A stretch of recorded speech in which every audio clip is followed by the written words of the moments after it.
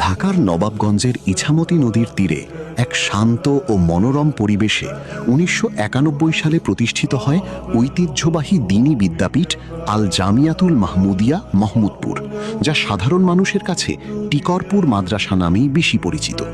এই প্রতিষ্ঠানের সবচেয়ে বড় গৌরব ও বরকতের বিষয় হল বিশ্ববিখ্যাত আলেম ফকিহুল উম্মাহ হজরত মৌলানা মুফতি মাহমুদ হাসান গঙ্গুহি রহমতুল্লাহি আলাইহি স্বহস্তে এর ভিত্তিপ্রস্তর স্থাপন করেছিলেন। প্রতিষ্ঠালগ্ন থেকে আজ অবধি মুফতি মোহাম্মদ জাকির সাহেবের অত্যন্ত নিষ্ঠা ও সুদক্ষ পরিচালনায় প্রতিষ্ঠানটি দ্বীনি শিক্ষার এক বিশাল মহিরুহে পরিণত হয়েছে। এখানে শিশুদের মক্তব ও হিফজ বিভাগ থেকে শুরু করে ইসলামের সর্বোচ্চ শিক্ষা দাওরায়ে হাদিস বা মাস্টার্স পর্যন্ত অত্যন্ত সুনামের সাথে পাঠদান করা হয়।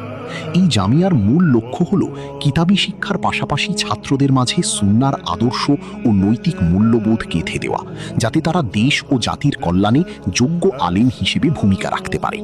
শুধু ছাত্রদের জন্যই নয়, সময়ের প্রয়োজনে মা বোনদের দ্বীনি শিক্ষায় শিক্ষিত করতে বর্তমানে এর অধীনে 6টি স্বতন্ত্র বালিকা শাখা পরিচালিত হচ্ছে।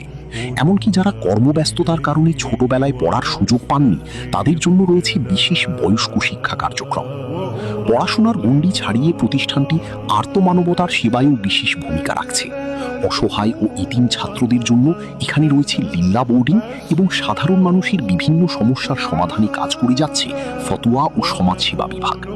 এই মাদ্রাসার অন্যতম এক আধ্যাত্মিক বৈশিষ্ট্য হল প্রতি বছর রমজান মাসে আয়োজিত আন্তর্জাতিক ইতিকাফ মজলিস, যেখানে দেশ বিদেশের বরেণ্য উলামায়ে কিরাম ও হাজারো ধর্মপ্রাণ মানুষ ইবাদত ও আত্মশুদ্ধির জন্য সমবেত হন।